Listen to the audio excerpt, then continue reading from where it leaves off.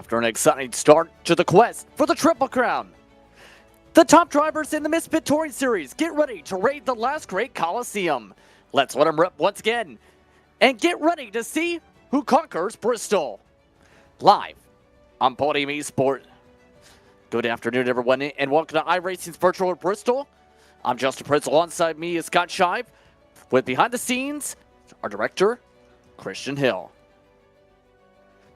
Getting set for what's the second leg of the Triple Crown here today. To say the very least, Scott, the intensity expected to be high tonight. Just a half mile when it comes to the high banks of Bristol. And after an exciting start to the campaign, the quest for the Triple Crown can get very interesting tonight.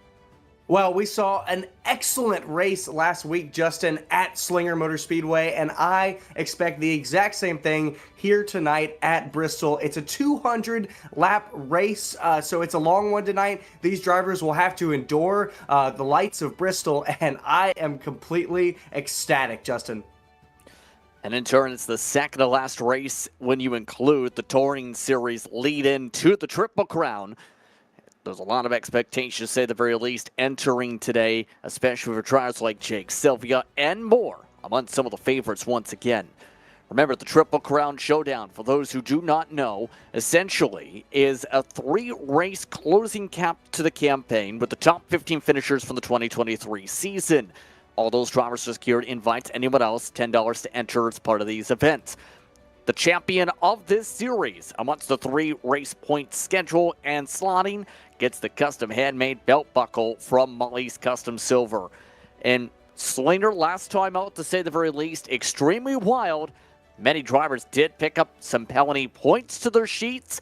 And today, the drivers look to clean it up a little bit when it comes to Bristol, a track that also can have a lot of incidents. Keep in mind, with the speeds expected today, the lap counts have been adjusted for the LCQ and the heat races today, but not the feature. That's still 200 laps. It is going to be a great one here. We're going to have 15 lap heats where the top 7 will advance, and then our 13 lap last chance race where the top 2 will advance. Like you said, 200 lap feature race. What about our stories of the race, Justin? What are we going to see today? Well, some of the things noted down there, tire saving going to be critical because Bristol, the more you turn the laps, the more likely to turn those temperatures up. As well, talked about coming into today, the big one. The reason that's down there on the notes is you're talking about the potential drivers going no lift into the corners outside of maybe blip to the throttle, not expecting too much braking per se, Scott.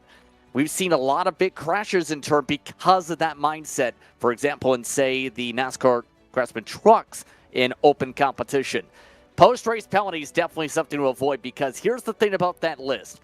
When talking about how many drivers added their names to that list of drivers with penalties, it's somewhere around 15 or 20 different incidents recorded that added a penalty point to at least 10, 15 drivers entering Bristol.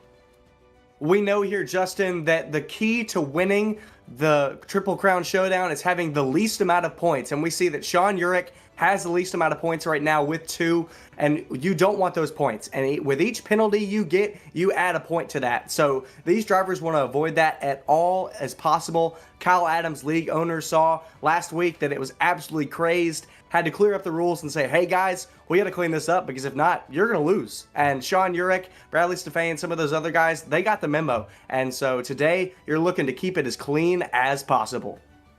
And remember, this is open setup when it comes to tonight's action as these drivers get ready to race with the late model stock. Now, for reference, what is the late model stock? Essentially in iRacing, that's reference to what they use in the car store these days. And in turn, it's one of the more very competitive understatements when it comes to how much teams on the short track side emphasize how to build a setup in those cars. Because here's the thing, Scott.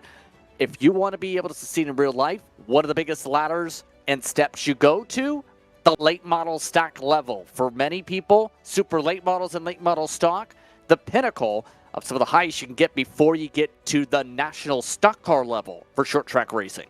These cars are not easy to drive, Justin. That's the reason that they are that big stepping stone that you talk about. This car and the super late model are so difficult, and it takes a very talented driver to be able to wheel it, especially at a place like this at Bristol. You talked about how today we're going to save tires. These guys are going to be on the loud pedal almost the entirety of this race because of the way this car is set up and how these guys have made their setups here at the Coliseum. They'll be on the pedal almost the whole time, not on the brakes, and they'll be watching out for that. So this car is hard to drive, and these guys are the guys to do it. Currently, drivers are in the midst of their drivers' meeting before we get things started today. We're just in the final few moments before the qualifying session gets itself kicked off. A reminder that today's action brought to you not only by Molly's Custom Silver, but also by Spartamax.net. SEO number one is bio-based CLP. That is high-performance proprietary bio-based solvent package that deep cleans and removes carbon, that also assists in the clean burn of a repellent to help reduce the cleaning time. The oil is a very special aerospace lubricant with proprietary surfactants that will allow the firearms to function very well in cold applications, to also help reduce friction and improve the function of firearms performances. Once again, drivers were told just about moments ago that the first number selected for the qualifying order, Jake Sylvia. No pressure, but Jake Sylvia just so happens to be one of the top drivers you can talk about with potential to win, a 6-time winner during the regular season this year for Misfit. Absolutely amazing what we saw this season from Jake Sylvia, the first season of the Misfit Touring Series, and he absolutely dominated. We saw it from the beginning. Once he got his first 2 wins, we knew that this guy was going to be the guy to beat, and we saw he was crowned as our Season 1 champion, and here he is coming to take that back and say, hey, I was the champion this season, but now I'm here. I'm ready to win the Triple Crown. I want that belt buckle, but it is amazing to watch Jake Sylvia and see how he can just wheel this car and just how talented he is, Justin. And it's going to be interesting from there on out because we do have a few new drivers. William, the guy amongst those who looks to showcase what he can do when based out of Michigan. But there's also a big name from Speed Ranch. One of the drivers has experience working with drivers like Sylvia. Grant Brown is a driver to consider as a front runner today as one of its top short track builders for that respective group. Grant Brown, we know that he is talented, that number 14. We are going to be watching him all night long. I expect him to qualify well here. And talking about qualifying, I'm really interested to see what these guys do. We talked about it, how this track and how this car is set up. These guys are on the throttle almost the entire time. So if you make the slightest error, Justin, your time is going to be in the trash and you will be at the back. And you don't want to be in those LCQs. We're going to have the top 5 in qualifying will automatically move on to the feature, but the rest will have to go to our LCQs. And now we're getting ready to see that qualifying. So right now, as the drivers get themselves prepared and ready to go for the qualifying session, a couple drivers are in the midst of finishing up those practice groupings before we get the qualifying fully launched away. Again, for those who don't understand the qualifying system, it's based on the driver numbers working their way up, then looping back to the lowest number. As mentioned, Sylvia would be that first number on that list here today, which means once we get going here in about a few minutes' time around from Bristol, that would loop drivers like Sean Urich to the top, followed by Waylon Robinson, then to Tyler Moore on down, or back to the 1, should say, and then up the list of drivers in regards to numbers lowest to highest. With that being considered here, it is worth saying that Sean Urich is that driver coming in as one of the top drivers in the standings in terms of today in limiting incidents.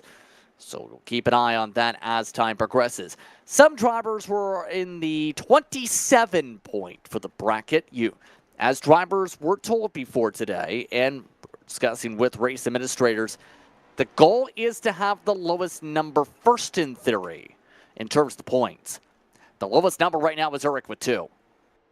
See Urich leading our points here, and then Casey Beatty, that number 97, now following that up with 3 points, and he would be first because we saw last week he got the win at Slinger, but he actually incurred 2 points penalties, and that put Sean back into this lead for the Triple Crown. But a big story that I'm thinking about here, Justin, Bradley Stefane. Not going to be in the race today. He is in Michigan currently, traveling back to his home, but will not be able to make the race.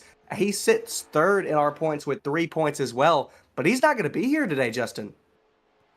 So that takes one potential contender out of it, but in turn we have many more looking to see if they can contend here in a few moments' time. 17, check that 16 entrants, ready to go into qualifying, gets the go-ahead. We are moments away, being told, from single car qualification. And here's, let's take a look at the vehicle analysis one more time here. As we get set to go racing, once again, the late model stock, 500 horsepower, that naturally aspirated 350 CI V8 motor in respect to those late model stocks here today. 4 gears total, front rear wheel drive, front engine drive. And in turn, as talked about, the car's late model stock tour is the model for the iRacing comparison for the series, and in turn, the Real World Series. Well, the Cars Tour has their first race of the season today, Justin, at Southern National Motorsport Park. And I can tell you, right after we wrap this up today, I'm going to be watching that because I love this car. I love it in iRacing. I love it in real life. Like we talked about, this is that big stepping stone for drivers trying to make it in stock car racing in the real world. This car always produces just some amazing racing. So I'm excited to see it here at Bristol today. I'm excited to see it in real life at Southern National Motorsport Park after this. So once again, let's look at your vehicle analysis for today's action as we get set to go racing with those respective cars here today.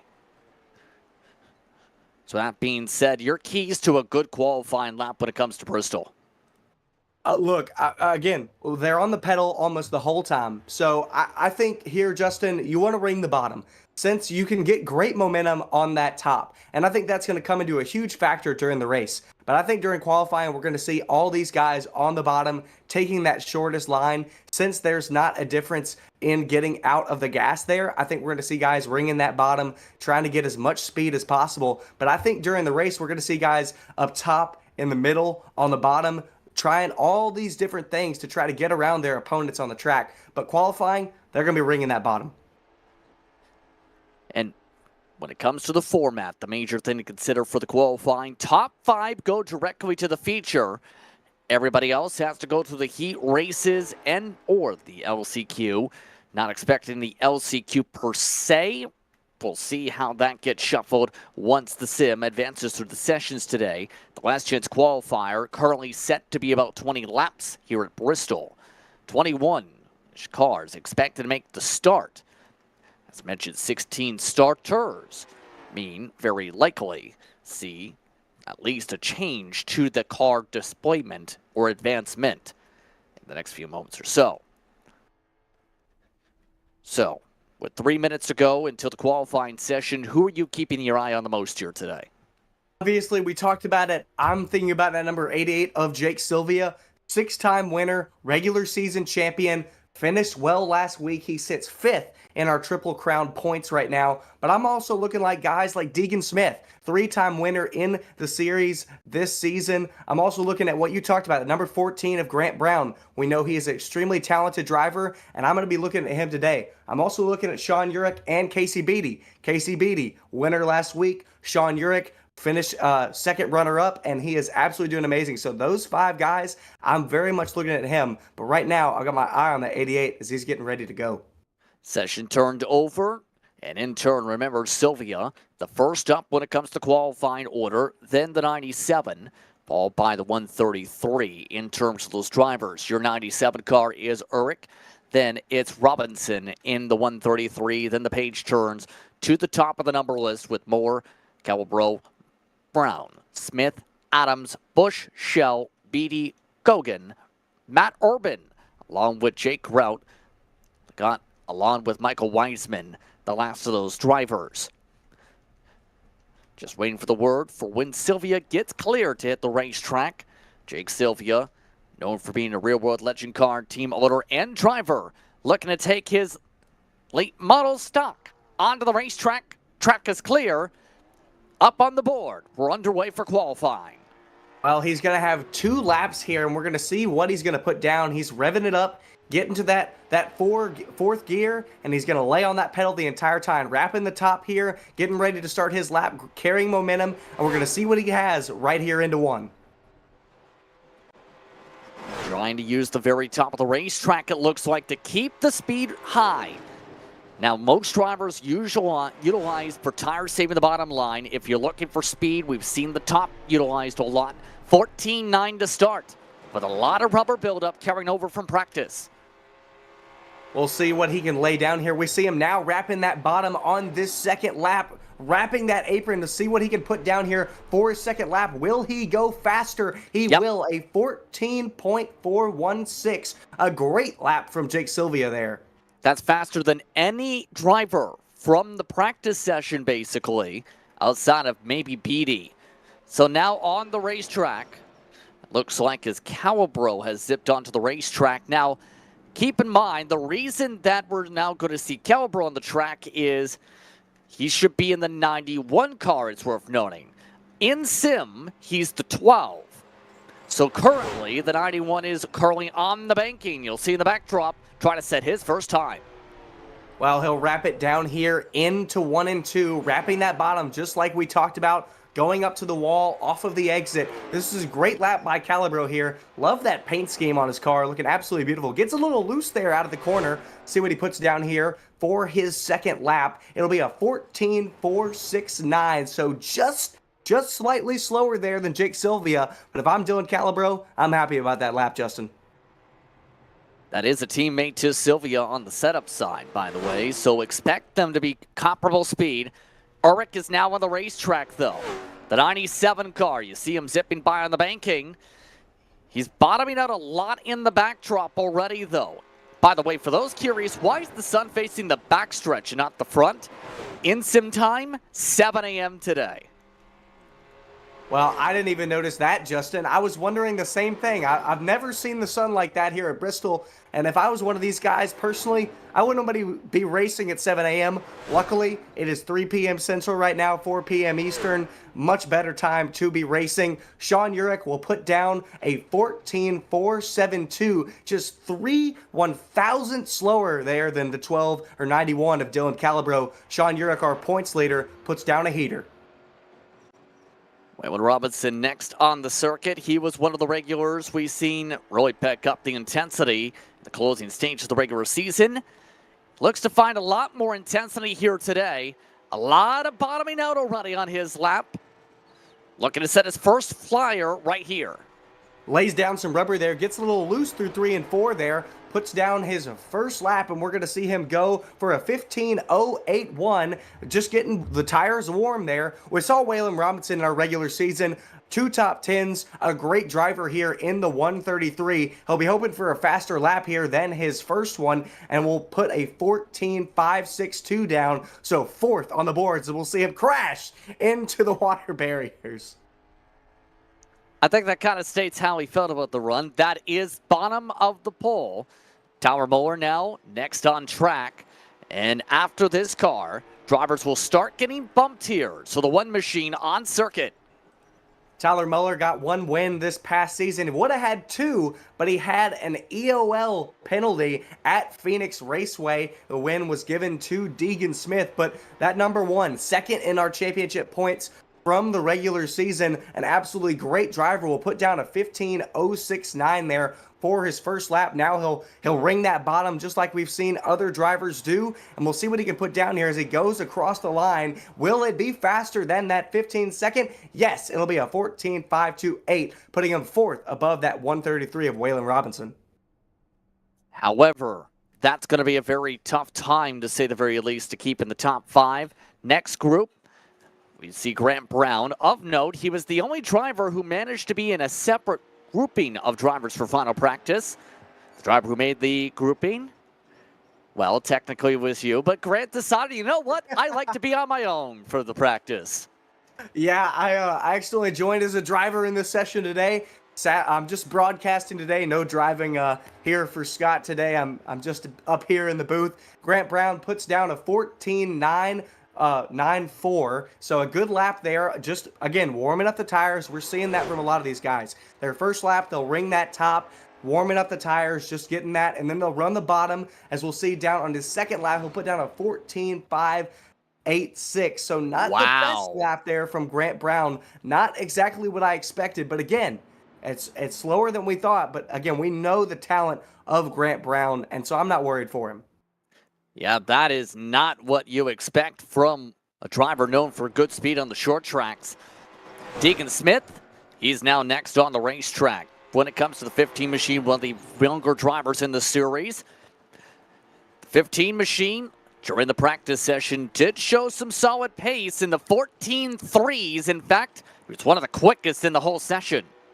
Well, that 15 always has fire paint schemes, Justin, with Victory Fuel on board. That chrome bronze number 15, Deacon Smith's car, always looking really good. And you know what else is looking really good? His lap, a 14.433, puts him second, just below Jake Sylvia. So not only does he look good, his lap time looks good too.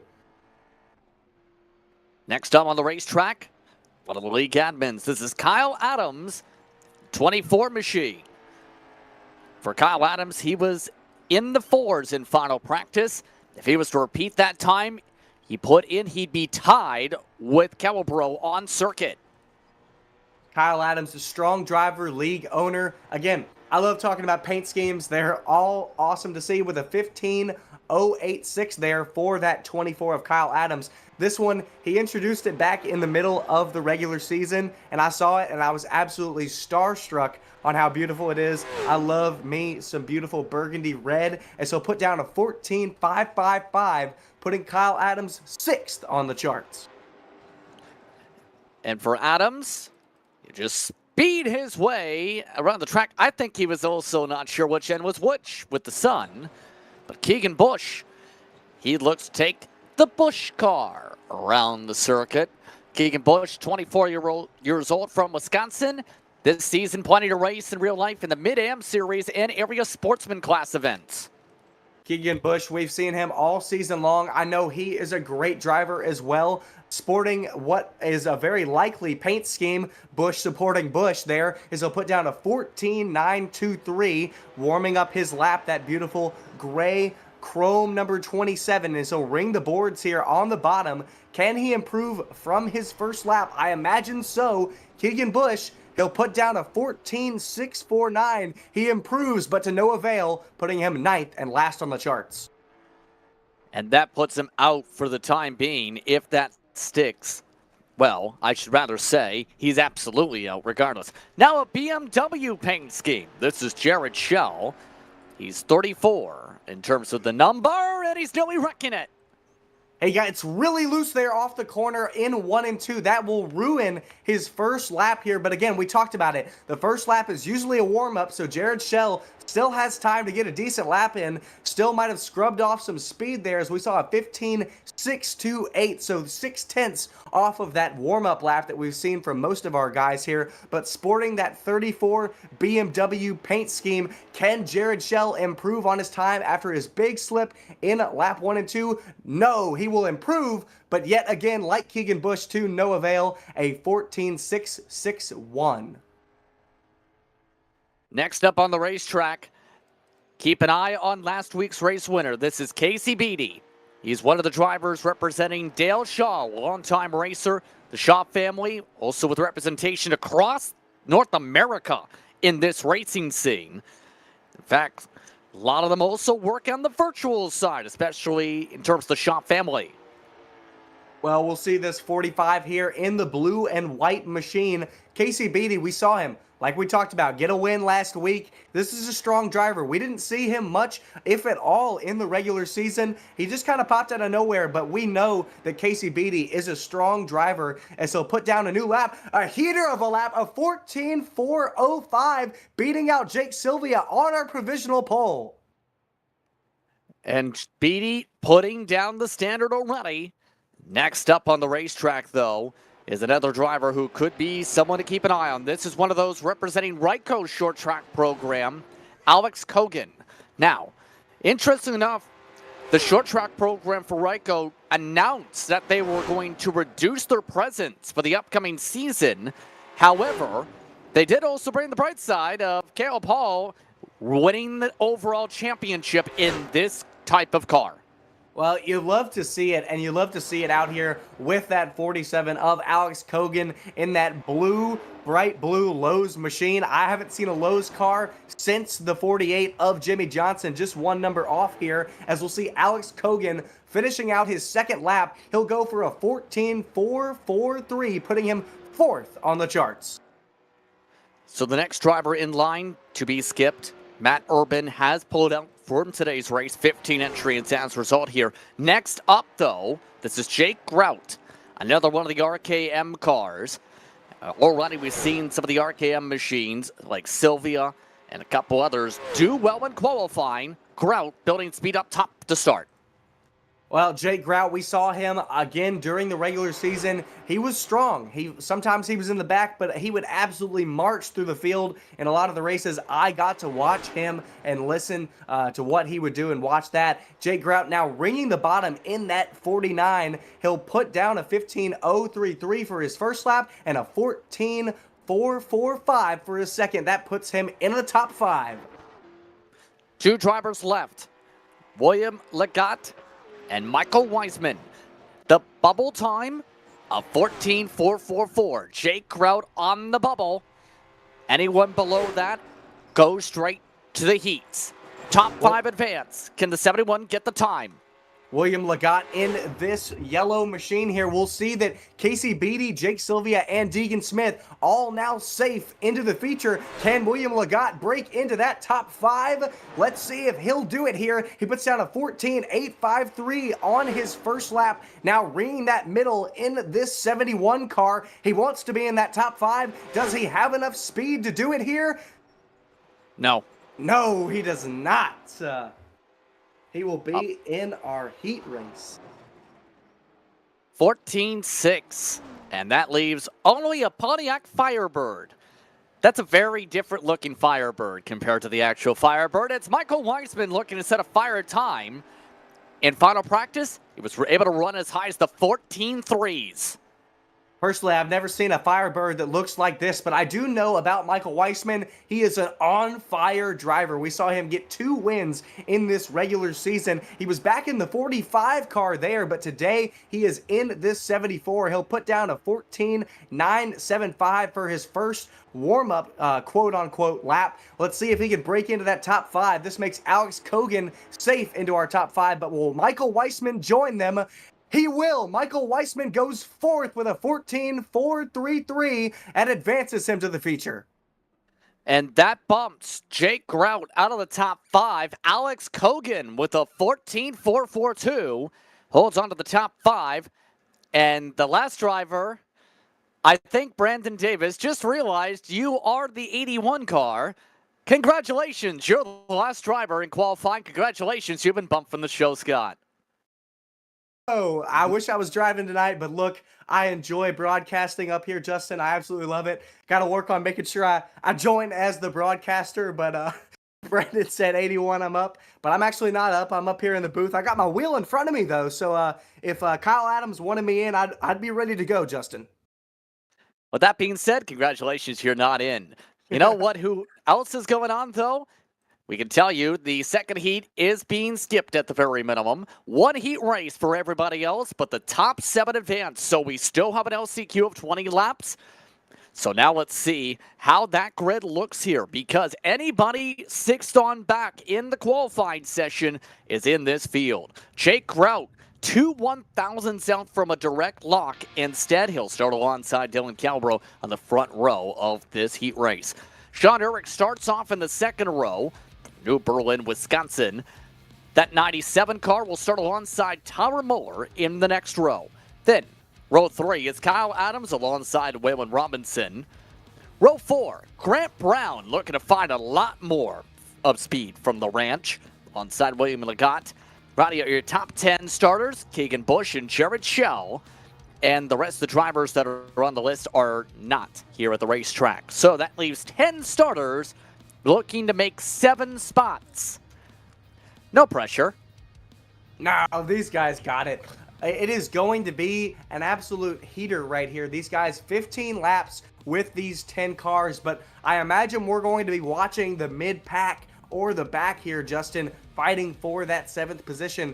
trying to advance into this main feature race. Again, we saw Jake Grout, Dylan Calabro, Sean Urich, our points leader right now, all up in this top 3 here, starting at the top in our heat race. All we know, strong drivers, and they're going to be fighting hard to make sure they're in this feature. That being said, just 15 laps. You know how fast 15 laps goes at Bristol? Oh, that's my about gosh. 3 minutes. That's like 3-4 minutes. We're gonna be done so fast. But that's the thing. These drivers have to know that as well, Justin. These laps are gonna go down just like that. We saw in qualifying, all of our laps were in the 14-second range. The tire fall off for this 15 laps won't be that heavy, and these guys are absolutely going to be like, where'd the time go? These guys that are trying to make it into that 7th position have to know, I've got to go now. Or better yet, those above the 7th position say, I've got to not spin on cold tires in the next 5 seconds. As they come out of the pit lane, look to set things up. Who do you think's got the heat race win here to try and get 6th? Oh, man. Man, I don't know. I love Jake Grout on the pole here. But again, we talked about it. Dylan Calabro put down a fast lap. And we know Sean Urich finished 2nd last week at Slinger, leading our points right now. I don't know if I can say one name, but I'm going to go with Jake Grout right now. But I think any of these guys could have it in our top 4. Already seen a lot of tire heating here to make sure the rubber's good to go. One more lap here for the pace lap. Once again, 15 laps, top 7 advance per the iRacing sim details. Consolation, if utilized, would be 20 laps. One thing of note, we do have enough drivers in the list to where everybody at least races the 200-lap feature. How they'll be sorted, we'll see what comes of that. It's Jake Grout in control of the field for RKM. On the outside, it's Dylan Calabro, his teammate. Glad to have you with us. It's heat race time for the Misfit Touring Series. Triple Crown Showdown. It's middle round. It's time to go racing, heat racing style from Bristol. Jake Grout gets an excellent restart, gets ahead there of the 91 of Dylan Calabro.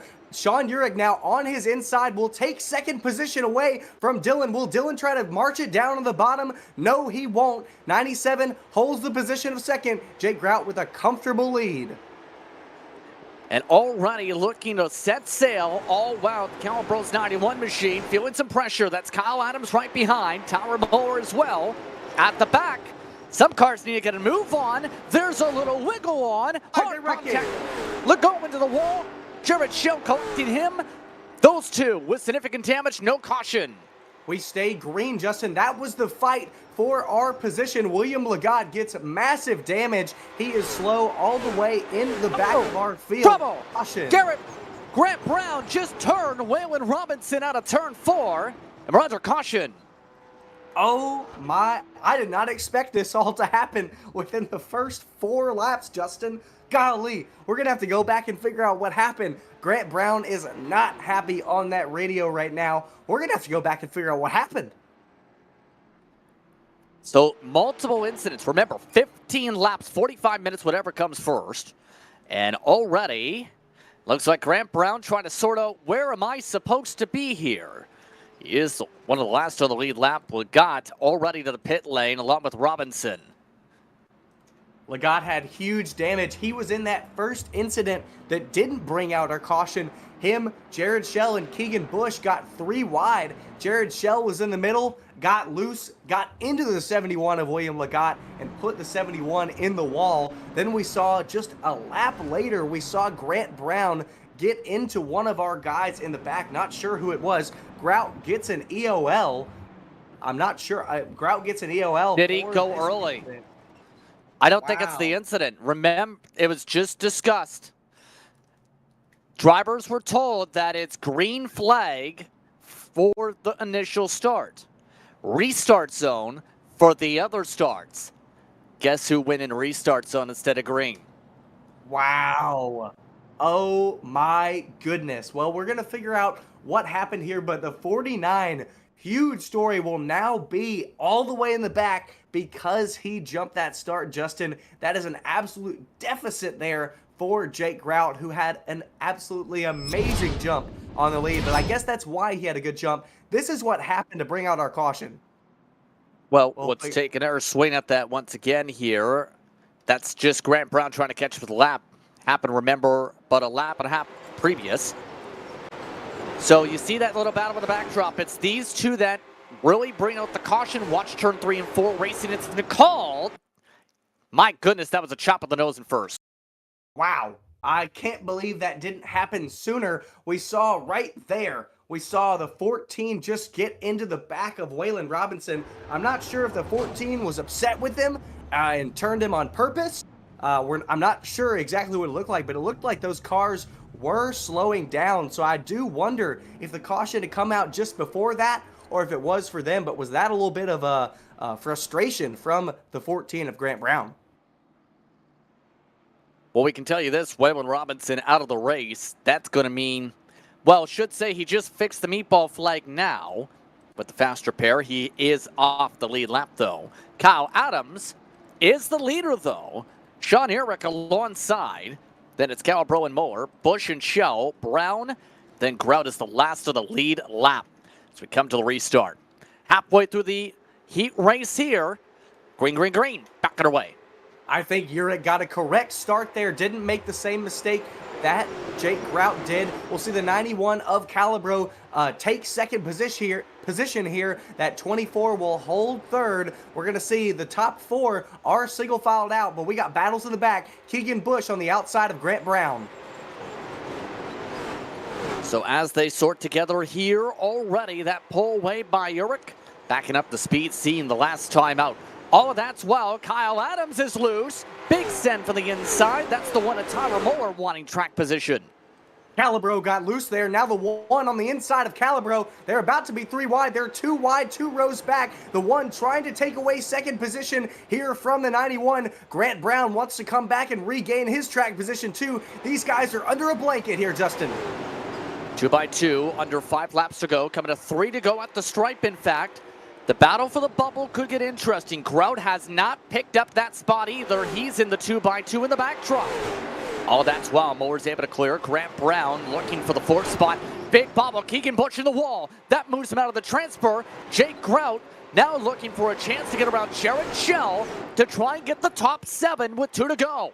That might have been the mistake that takes Keegan Bush out of this race today. Jake Grout now in the transfer position, makes contact with Jared Shell, but takes 6th position. He wants some more safety as we're going to have 1 lap to go here. Jared Shell now in our coveted 7th position, but the 71, 1 lap down, won't have that position. This looks like how it's going to be. One more set of corners for your race leader, Sean Urich in the 97 machine, taking the checker flag, all while the battle for position on screen. Grant Brown holds on to a top 3. Tyler Moore 2nd, Kyle Adams 4th, and it's Calabro your top 5. Grout and Shell, direct advancement, and as to be expected, we do skip the LCQ. Now here's the next thing to note. Guess who has an invert going on? Yes. Your drivers amongst those locked in on qualifying time already coming to the grid.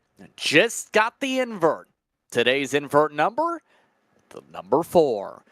That means your pole sitter for feature time coming up in just about a few seconds will be your 4th best qualifier. Michael Smith starts alongside Deegan Smith on the front row. Then Jake Sylvia and Kate Beatty will be your top 4 starters for your feature. Alex Kogan will be amongst the next row back as we flip over towards row number 3. That will be alongside Sean Urich in this race today. Then, amongst those also looking to start in the top 10, Tyler Moore in the 1 machine, Grant Brown in the 14 car. Rounding your top 10, Kyle Adams alongside Dylan Calabro. Well, Jake Grout just barely survived the heat race, but he'll start 11th in our feature alongside the 34 of Jared Shell. Keegan Bush, William Legatt, and Waylon Robinson will all transfer because we did not have enough cars for LCQ. They will all make it into the feature, so very much a relief for the 27 of Keegan Bush, William Legatt, and Waylon Robinson all making it to the feature as well.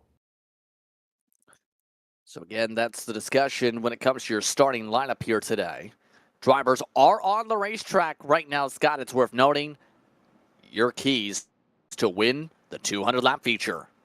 Look, this is a long race. We've got 200 laps. We saw how crazy this track can get, but these guys have to settle in. They know that this is going to be a long race. They have to keep it clean. There are no fast repairs in this series. You cannot repair. So if you get wrecked, you might be done for. You have to take care of your car. You got to take care of your tires. You got to be careful. These guys know that it's long, and they got to be there at the end, Justin.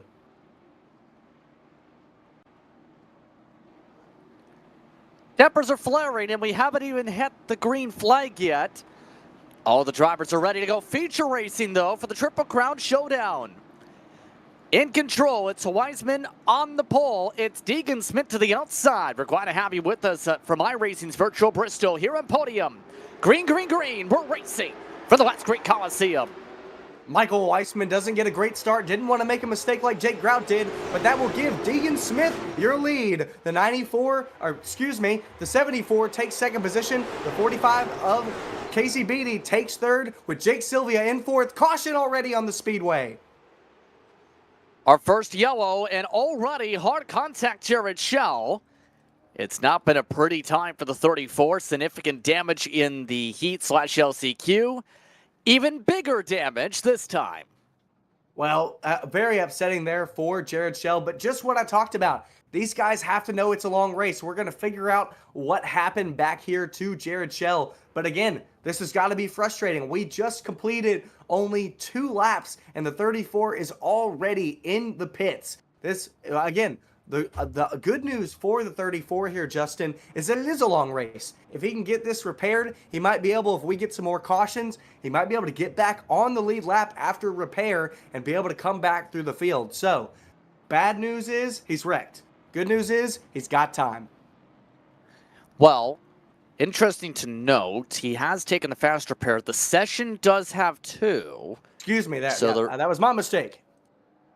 So there is some leeway for the repair side. Good. However, you can only go so far when you already use your fast repair on lap 1.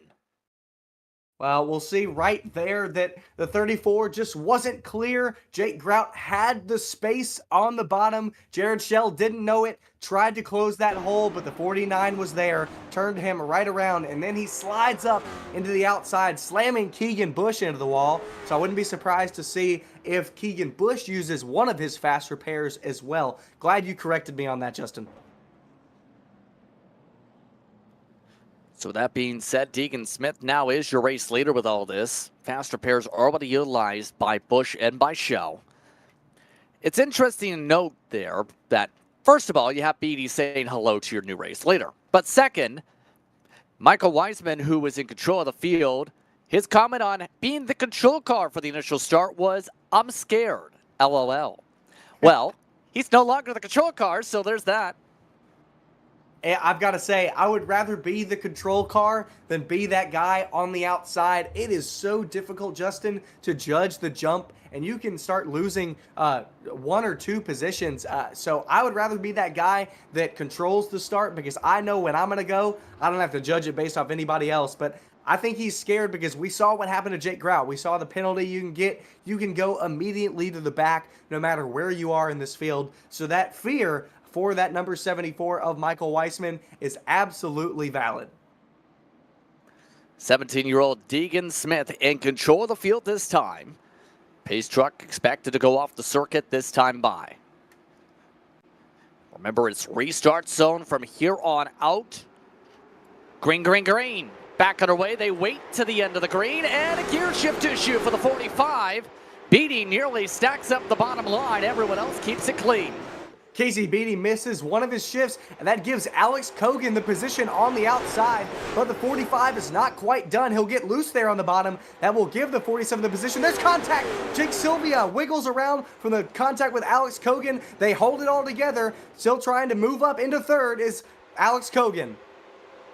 And how about that run? Kogan saying, you know what? No one else is running topside. Who needs tires saving when I can just pass everybody? Now he's already to second and looking fast for the lead, nearly spins it down the back.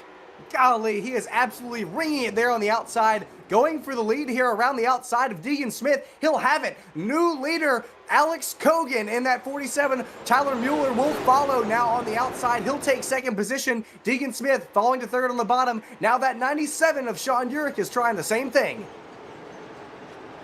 And that top line has a lot of momentum corner racing. Might not be the best later on for those right front tires, but it is for some to be able to say, I want track position. Let's go 3 wide, Robinson says, underneath Smith on the apron. And now Smith says, where am I supposed to go? There's the contact. They're saving it. Deegan Smith keeps it. I don't know how he kept it from spinning there. Waylon Robinson shoved it in on the inside. Deegan Smith was able to keep it, but then that gives everyone else able to crawl away. Deegan Smith falling through this field, now down to 6, Justin. Battle for the race lead. You know who's looking for that race lead already on lap 12? Tyler Mowers, one car. You see on the interval within a tenth. He's right now amongst those. If we can go towards the front, who's on the outside, side by side for the race lead. He's looking for the run. Kogan forced off the top. Urich saying, you know what? This line seems to be working now. I'm going to do it too. That number 1 just got into the wall, but he will take the lead around the outside of Alex Kogan. But I think you're right, Justin, in talking about that outside line may be really fast, as we'll see Sean Urich now going into second around that 47 of Alex Kogan. While that top line is fast, it may be wearing out these guys' tires. So you got to think about these guys on the bottom. Deegan Smith back in 6th still ringing that bottom. Fights throughout the field. We got Waylon Robinson trying to get around Alex Kogan now, who's using up more tire.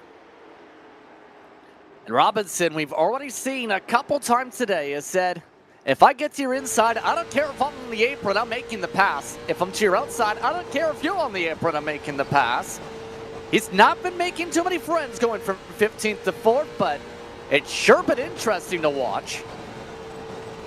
Well, Waylon Robinson better be careful about that apron, though, because that is one of our penalties. I think it might be okay that he might have gotten one of his tires down there, diving it down on the inside, but I think you don't want to stretch that rule because, again, we'll see an EOL penalty. You'll see points that take you farther away from winning the Triple Crown Showdown. So, while that is an aggressive move there from the 133, I think he should be careful. He is now inside the top 3 and already looking for second, by the way.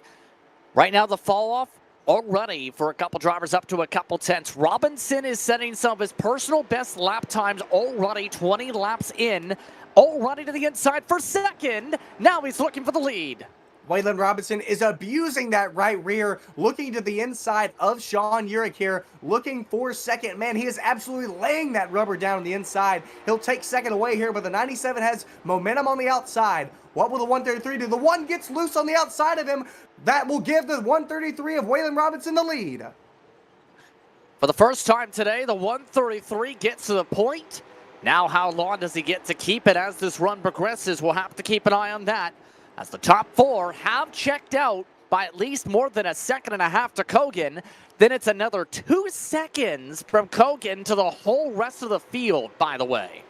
Well, this is going to play into our race here, Justin. We are just 22 laps in, and I'm really wondering, what is the tire play here? Who is saving more? What's the right amount to be using here? We see the top 4 have broken away, absolutely running away with it. Alex Kogan sitting in the middle, and then the rest of the pack almost 3 seconds back to our lead 4 here. I'm wondering who has the right strategy. Right now, amongst those running inside the 7th position, keeping calm, cool, and collected at least, Jake Sylvia. Staying in a line, working with his teammates. You have Calbro in front. You have KCBD right behind. One of the JGR schemes. So far, just pacing themselves, it looks like, more than trying to abuse the tires. And I think that might be, personally, if I'm a driver, I like that. I see Jake Sylvia back here. I like being where Jake Sylvia is. Again, we talk about how much he's won. We talk about what a good driver he is. Whatever he's doing, I honestly favor that more than anyone else, and I'm going to base myself off of that. The 88 in 7th snags the wall there a little bit, but saving tire on this bottom lane. From a front straightaway, Waylon Robinson for the race lead has spun it into the wall. No caution, we stay green. I would be surprised if we don't get a caution here. Waylon Robinson now down on the apron, spins out from the lead. Absolute tragedy. We're still green here as he shoves it into the inside wall here, trying to turn around without getting up in anybody's way. He'll get it going straight and he'll continue on. Waylon Robinson falls from first all the way to 14th. We're still caution free as he's going to think about coming down to pit road. And because it was on the apron, race control, with it being a single car incident, has said no caution. What a heartbreak. From race lead to essentially dead last. Wow, just a big mistake as a driver. That's something you can't have happen. You're out in the lead, you've got good track position, you're feeling good, and now you're all the way in the back, about to be 3 laps down. Again, we talked about how short, how fast this racetrack is, and we've got a double pit road here. So you have to go almost the entire way around pit road, and that eats away your laps, as we'll see Waylon Robinson already 3 laps down, about to be 4. Oh, that's wow. On screen, Sylvia trying to play a bit of defense. That moment there started the aggression panel a little bit. Looks like Beatty amongst those hard squeeze nearly ran over Sylvia trying to get the squeeze down on Brown. They're fighting hard here in the middle of the pack. Casey Beatty on that outside, using that momentum that we talked about. He'll get around the 88 of Jake Sylvia. Now after that 91 of Dylan Calabro. On the apron a little bit, gets a little loose. Grant Brown back here though, looking for that. The 45 goes up under that 91, makes the pass look easy. And here's how wild this race has gone so far. First of all, this entire pack was running up to a second slower a lap before Robinson's spin. They've now kicked it up by a full second a lap on average pace. However, your leaders, because of that, have already gone into just about positions to, in fact, nearly lap your leaders. Wiseman, Urich, Muller already are within about a quarter of the track to this pack of cars. That's how quick that these drivers have been trying to save. Their leaders are essentially those gaggled up and about to catch the back of the pack. Well, we know these guys can go very far on a fuel stint here. So again, the big name is tires. Personally, I want to save. I want to be like those guys like Jake Sylvia, like Casey Beatty in the back, saving tire, but I don't want to go a lap down, because the minute you go a lap down, it is so difficult to get that back, especially if you're in a pack. If these guys get a lap down in a pack, it takes you forever to get that back. So personally, I want to be saving, but I don't want to go a lap down, Justin. As you say that, right now Wiseman is setting 15 flats. He's within 3/100ths of his personal best of the race. Some it's working on the save. Others saying, what are tires? Those things that never wear forever? I mean, if it's a Lego tire, then you're correct. If these were Lego tires, oh my gosh, Michael Weissman would be absolutely flying in the way he is, and he would have no problems staying in the lead this entire race as he puts Keegan Bush, our first car, a lap down out on the speedway. Waylon Robinson 5 laps down. We saw Jared Shell earlier have an incident. He's 1 lap down, but Keegan Bush, our first guy to go a lap down out on track. Michael Weissman sets his sights on William Littagott to put him a lap down.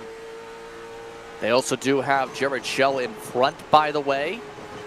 That is already a driver 1 lap down to fall, 2 down already. Shell making sure to race a little bit here. So it's not quite so simple, it looks like, as you're the leader, Ole. Everybody is saying, talking a bit over on the radio, it looks like they plan to race him.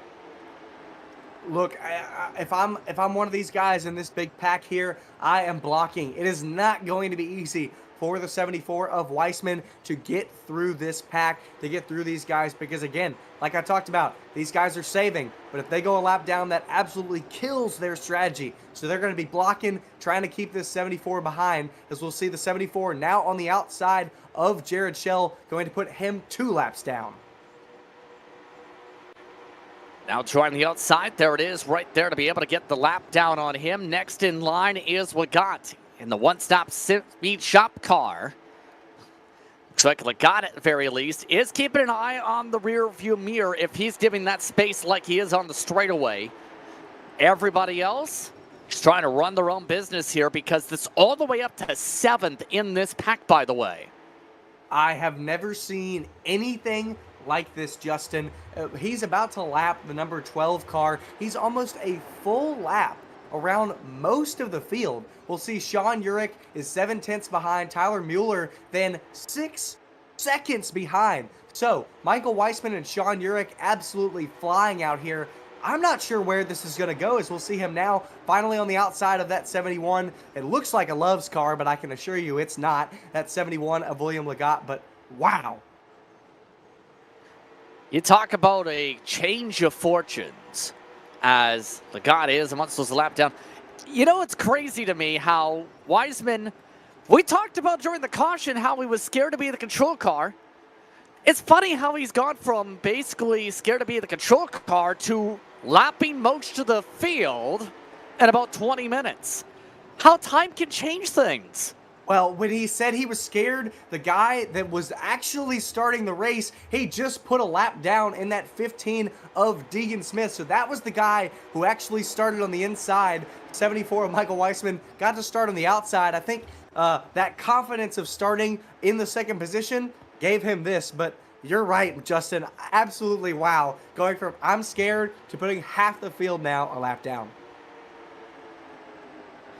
Close moments there. Deegan Smith near contact with William Legat. Urich is also trying to get through. Shell nearly goes up to the wall. And keep in mind, the more Sean Urich has to race some of these cars down, the more time he loses. That side-by-side for a moment cost him 3/4 alone. Michael Weissman still now running a 15.169. So his tires have not fallen off as much as I've thought personally, but man. Oh, hold on, lap car putting Urich up into the wall. That was Jared Shell, 2 laps down, getting loose and pushing the Owen Blue machine into the fence.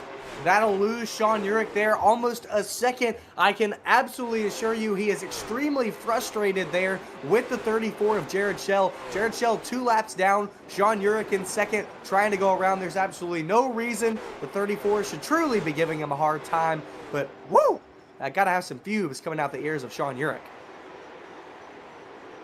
Race control warning this time given to the 34.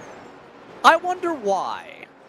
Now, as that, in all seriousness, goes on in the midst of all things, it's worth noting that Kogan, we've seen him pushing so hard to get up to the lead, past everybody to the high side. He's been caught for 6. In front of them already are these two, Beatty and Brown. And they are starting to also turn the wick up, 12 seconds behind the leader, but they are matching Weissman on pace. Well, Tyler Mueller, one of the guys, we saw him earlier just over 6 seconds back. Now he is just under 5 seconds back. So he is gaining a little bit on Sean Urich and Michael Weissman, but he's 5 seconds back from Sean Urich, and Sean Urich 2 seconds back from Michael Weissman. So your 3rd place car and 4th place car are 7 and 11 seconds back. That fall off is starting to become prevalent, though. Now drivers are falling off more consistently to that 2-3 of a second a lap. You know the crazy thing? Can these cars go 200 laps if it goes green? You know, personally, I'm not sure. I don't know the fuel count on these guys, but I do know that they can go a very, very long way. At least 125 laps, if not more. So, they could go all the way, but I cannot imagine these guys do not pit at some point for new tires in this race, if it be splitting it in half. If we get a caution, I'm just not sure. But golly, if they could, this will be even more interesting, Justin. Even race control, we just asked them, can they go 200 laps if it stays green? Not sure is the answer as well. So we're going to find out. Have you ever seen green flag pit stops in a late model stock? It's going to get very interesting if we get to within 40 laps to go from what we're being told, if it comes down to green flag stops to win the race. Weissman, by the way, he's starting to actually fall off to the point where some of the lap cars are wanting some time back and are starting to queue up behind him. Jake Grout was able to unlap himself. Now that 71 of William Legat just behind the 74 of Weissman, trying to get around him to get his lap back. But if these cars can't go all the way on fuel, which it would be amazing if they could, but I have a hesitation to believe that they can, I imagine we'll see, if we stay caution free, we'll see some of these guys split the race in half, pitting at lap 100 as we're about to come up, completing lap 70. Just received confirmation, 162 the max per race series testing. That forwarded on with one of the drivers that works with the league. 155 the minimum. So basically 155 if you run the top, 162 if you run the bottom. That's definitely not 100. That's not 200 is what we're saying here. So keep that in mind for the second half of the race. All of that's while Weissman's gap is going a little bit down. Not rapidly to Urich. He's just having some of the drivers in the back start to become faster on him. Well, we've seen now Sean Urich has fallen back away. He was the one car that was trying to keep up with Weissman running this extremely fast time. He's now 5 seconds back, but we've seen Tyler Mueller close in from 5 seconds on Sean Urich, now just under 1.5 seconds. So we're now starting to see, Justin, these guys who have been saving tire are now able to be faster than these guys up front, and this is about to cause some of those guys to be able to have their tire strategy pay off. Urich right now is currently losing time. He was once those pushing. In fact, he's nearly slamming the walls down. And I think Urich's saying, you know what, I've lost the tire. He's spinning the car out. On the apron, a sill spin off the apron. No caution, we stay green. We'll stay caution free, but I think after that spin, I think the 97 decided, hey, I need new tires. We saw him jut down onto the apron so fast that he spun himself out, but he wants some new tires. He wants some fresh rubber because that 97 knows his car is worn out. Is that an unsafe pit entry? Was it too fast? I'm not sure, Justin. So they did wave the black flag. That's good news for the 97 since it is green flag run. The bad news is this puts him basically in the fuel window. He'll have to go the longest out of anybody if it stays green the rest of the way when it comes to the tires. That gap, one of the drivers who's trimming it down is the 445 of Beatty. Now getting to Beatty, 10 seconds back, now under 10. It's up to a couple and hundreds quicker per lap, if not a tenth quicker in some cases. Sean Urich goes from second all the way down into 12th, now 2 laps down. So what a fall from grace for the 97 of Sean Urich. Race control essentially has clarified here that if you enter through the pit lane under green, they will waive that. It's under caution that you have to take the one pit lane here. So there's that bright side. It's still a pit stop delta of about 31 seconds on a scheduled pit stop. That being said here, the 15-24 amongst those battling the racetrack being told, that's Deegan Smith to Kyle Adams. And look, William Legat has turned into a fight for 3 cars now. The 24 just got by the 15 on the outside. The 71, tried to follow suit. He'll get around both of them. William Legat up into 8th. Will take that position away from the both of them. And as that shuffles through, and as the send comes in for the inside from Smith, already quickly approaching the halfway mark. There is a little asterisk to say in terms of, has everyone tried to stretch it? Is everyone going to be in a tough spot here? Who's in the most tough spots? Da-da-da-da. Jake Grout, amongst those who's also picking up pace, did top off after that incident in the opening stages of the race. Well, that might mean that he will be able to make it on fuel for the rest of this race, so that may mean that his next pit stop will be able to be shorter. But again, right now, Justin, I'm wondering when these guys are going to pit. We're just about to complete lap number 85 of this race, coming up on halfway in 15 laps here. I'm just wondering when these guys are going to start pitting. Michael Weissman now running a 15.529, almost 5/10 of fall off from 30 laps ago. So I'm wondering when these guys are going to truly need fresh rubber. And with Wiseman losing ground to Beatty, the long run for this race could be very fun. Pit stops, Waylon Robinson in for not scheduled service. He's out of the car. Also in, Grant Brown is scheduled for a pit stop. So the green flag stops for some are open. Brown had been running pretty solidly in that main grouping most of the first run. Well, I guess the answer to my question is now. Some of these are deciding that they finally need new tires at 14 of Grant Brown in for some fresh ones. And I wonder if this will call the rest of the field. We know now that Grant Brown is going to be absolutely flying out on this track. Will that force other drivers to pit as well? It's worth noting, I just double-checked this on the Delta. I'm going to ask you straightforward, Scott. If you're taking 2 tires after 80 laps, what does that say to your left side tire wear? That there would be almost none or not enough to truly matter, Justin.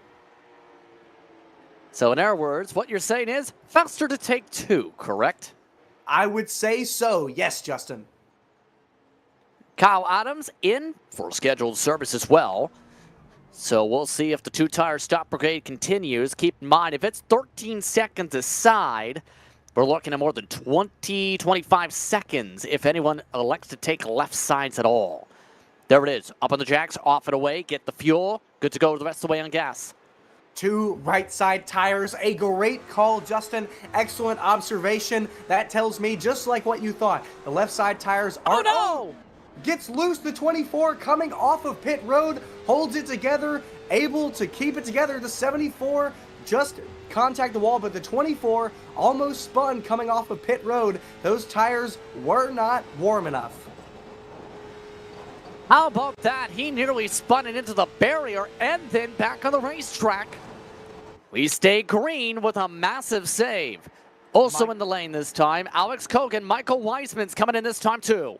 Well, your leader now, his last time was a 15.9, so almost a second of fall off from the large portion of this race, around 50 laps. So your leader of number 74, Michael Wiseman, finally in. But I've got to say, that number 24, that might have been the save of the race. He almost smashed right into that water barrier, and that would have killed his car. While yes, he would have had the fast repair, he would have been done for. Pit party time also in this time. Beatty, Kraut again, Smith, Wiseman. It looks like parking it now is Calabro, so he's now out of the race. That leaves us with about 12 cars running, with Robinson also parking it. I've got to imagine there that maybe Calabro had some internet issues because he was on the lead lap with our lead pack. So not sure what happened to him there. We'll figure that out as we go on. But Michael Wiseman now cycles out to 6th, 1 lap down. Jake Sylvia assumes your lead. Jake Sylvia left to pit. He's the only driver yet to pit with William Lagat in the stall. The 88 car is Jake Sylvia. So he's the only one not coming in after only 80 to 90 laps, it looks like. And it looks like he's not going to change that for the time being. Fresh tires behind him. Well, we saw Jake Sylvia is running a 15.4, and we saw before Michael Wiseman pitted, he was running a 15.9. So on average, the 88 of Jake Sylvia was able to save 5/10 worth of tire out on the racetrack, and that might be why he's able to go a lot longer than these guys, because he's able to save much more. By the way, William Lagat was the only driver in the entire field to take left side tires. Their pit stop time, 21 seconds. I should rather say, Kogan you could throw in the mix too, but he's 24 seconds from that box. He's 3 laps down. He will be down a lap by the time this pit cycle cycles through. Just past halfway, Jake Sylvia, your leader. Everyone had fresh tires, running up to a couple tenths a lap quicker. Contact. Well, I've got to wonder right now, how long is Jake Sylvia planning on staying out here? As we'll see him on the inside of the 1. that Jake Sylvia's got every single car in this field more than a lap down. The top 5 are the only people only 1 lap down, but I'm wondering how long he's going to stay out here, Justin. And that might be a play in of itself, because if you're out here, everyone else is pinned, well, it's going to make it very difficult the rest of the way. We just received a note. Car 45, Casey Beatty, apparently has a speeding penalty to serve. And Beatty has not served it yet, if I understand correctly. He'll have to serve it soon. He'll have to do a drive-through. The race control will give him a black flag. He'll have to drive through the pits at the proper speed to be able to clear that. He better do it soon, or else he'll be disqualified. So he's had those black flags cleared. I imagine he has now served it, and he is good to go. Now, again, to clarify, drivers are told that they will clear the pit entry penalty. If you speed into the pit lane, that's not clearable. In the case of Beatty, they cleared the entry penalty, but told him stay in the box for the speeding portion. And that's where Beatty had to come back down, take a drive-through penalty, and that's put him a lap down to the field. Well, again, Jake Sylvia holding everyone there a lap down. Good that the 45 went ahead and served it. Again, we've got just under 90 laps to go in this race. There is still time, but man, I never imagined that this race would look anything like this, Justin. What about you? I don't think I've really seen a race like this where green flag pit stops become mandatory like this in a late model stock. No. In stock cars, absolutely. It's been a long time since, I think only one other time I've seen a race like this, and that was like 3-4 years ago. It's not often that we see cars like this doing green flag pit stops. We know in the real world, these cars are in a bit shorter tracks. Tracks that are a bit different, but again, these cars able to run so long here. These guys are driving as cleanly as possible, and we saw an odd rarity of green flag pit stops in the late model stock. But absolutely, wow, these guys are putting on a show. Here's an interesting thing to keep an eye on. You see on that podium, or rather on that pylon here on podium, the 97. He did cycle with that few lap undercut in being the first to pit, by the way, in front of Wiseman. That's a lot of that's 5 seconds he picked up on the 74, if you're talking about that. Well, I didn't even notice that, but absolutely, he jumped the 74. Now the 74 on his inside, trying to take that position back. They'll battle for it. 74 on the inside. Michael Weissman trying to take that back, that 5-second lead he got. But wow, what a battle. There is the battle right there on screen now. Eric trying to run very top line. A little bit dicey. Wiseman trying to make the bottom work. Use the tire save line for the pass attempt. Sean Urich will hold it here on the top from Michael Weissman, but Weissman powerful on that bottom. I wonder if Michael Weissman has changed up his thoughts, as now he is running, well, I say he's running on the top now, but he was running that bottom there for a little bit. I wonder if he's learned his lesson from what he did earlier. 82 laps to go. And everyone's basically down to the bottom of the racetrack here. We've seen how big running the top was short term to be able to make some passes, then get back to the bottom from there on out. Give credit for the world's fastest half mile. It's been one of the cleanest races you may ever see at Bristol. I have never seen anything like this at Bristol. We saw one caution in the beginning of this race, and after that we have seen green the entirety of the time. But what a race from these guys. Again, I'm looking here at Jake Sylvia. He is still out on track, holding everybody a lap down. He's been running for 122 laps on these tires. Is he gonna pit, Justin? You'd think he has to eventually, especially since the numbers already say he would not make it. One driver is sliding on the apron. We stay green. The driver that just spun on the apron, Alex Kogan. So the 47 has towed and parked it. Well, Alex Kogan was doing great during this race, but now he is out along with Dylan Calabro and Keegan Bush. So we'll have 12 cars left in this race. Waylon Robinson now 46 laps down. Rest of our field range from the lead lap to Jake Sylvia to 3 laps down to 34 of Jared Shell. Well, technically Robinson's not in the race car, hence why technically you can put him on the list, but True. Jared Shell wants to find a way at least get to 2 laps down here.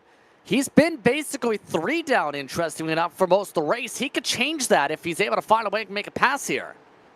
Well, while we were talking about Jared Shell there, trying to get one of his 3 laps back on the bottom of Jake Sylvia here, he won't be able to do it. The 74 of Weissman was able to get around Urich for second position. Weissman holds second now behind Sylvia. And right now, they're about a lap and a third behind. Keep in mind, those drivers who pit, still 15 flats. Sylvia's running half a second a lap slower. If this stays green, strong chance Sylvia does not cycle to the lead. It'd be down to these 2. It would be. Now we'll see that we're coming up on lap 130, and from our predicted fuel range, that gives Jake Sylvia 30 laps before he will be out of fuel. So I'm wondering, he's been out for about 40 laps after all the rest of these guys pitted. When's he going to come in? It has to be before these next 30 laps. Has to, especially since if he doesn't come down to pit, he might get a love tap from the 11th place car. Now keep in mind, Grant Brown and Kyle Adams, they are 2 laps down. They also want to go. Those guys drivers have already, race control just warned the whole field, yield to the leaders, do not wreck the leader as a lap car. Well, and that's one big thing. You got to be careful as a lap car. If you wreck that leader, your race is going to be over. So while, yes, you do want your lap back, you have got to be careful. I think that's the reason why it's so close, bumper to bumper. I've got to say, Jared Shell is probably on the edge of his race seat right now, just trying to be careful with the 88 of Jake Sylvia here, as we'll see. I love this shot. Absolutely awesome. Trying to get around him on his back bumper. He'll take the outside here, trying to create some momentum, but he just can't quite get around him. They're running extremely similar lap times. Again, Jake Sylvia still running a 15.5. So, still running a fast lap from saving all that tire. One of the most stunning races you'll see here for super late models or for late model stocks.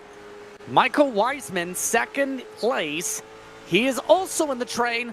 There goes the 34 into the wall. And they have now told Jared Shell, move out of the way of these drivers in line. And now he's being told, hold the line. He's going off the track. Well, Jared Shell was just moving all around, trying to create something, and race control didn't like that. It was causing too much chaos behind. Race control saw that probably could have caused a big incident, as we'll see Grant Brown now trying to get one of his laps back just on the bumper of the 88. Gets him loose. Almost around goes Jake Sylvia. These 2 have worked together in the past, and now Grant Brown wanted to move Jake Sylvia out of the way. Again, Grant Brown 2 laps down saying, "Olé, I'm on fresher tires." Weissman boxed in. That allows the 97 to close. Jake Sylvia pitting this time. He wants to get to the bottom. Sylvia's pitting. Weissman gives him a big shove there into turn 2. Wanted to get by him as well. That told Sylvia, all right, it's officially time to pit. He ran 140 laps on those tires, but he finally had to give it up. So that puts the pressure now on one Michael Weissman. That cycles the 74 to the lead officially. Urich also in contention. Couple seconds back though. You know who's picked up a ton of time in all this with the traffic? Jake Grout. He's 2 seconds back of the leader. That's the closest anybody outside of the 97's been in more than 100 laps. Well, it's going to be a battle here, probably between our top three, Michael Weissman, Sean Urich, and Jake Grout. Besides that, Deegan Smith is almost 9 seconds back from that third place car. So, Sean Urich now just over half a second back from that 74. So the reset coming towards 50 laps to go. Second leg of the Triple Crown Showdown here for Misfit Racing Leagues. It's been an interesting one from Bristol. One caution in the first couple laps. We've had green flag pit stops for the entire field now coming to play. Weissman trying to hold off Urich. Right now it's a 1 second gap. Jake Grout, who had to come from the back from a first lap incident. He's now all the way to third and is the fastest car on the racetrack, albeit with a lot of dirty air in front. And with 55 to go this time by the stripe, it could come down to those three to determine your race winner. Michael Weissman, essentially your pole sitter, lost the lead early, took it back early after a spin by Wayward Robinson, has not looked back since then as the control car for the field pace. Well, I guess we saw Michael Weissman, his move earlier by using that top lane to gain momentum, lapping half of the field is, at least for now, paying off.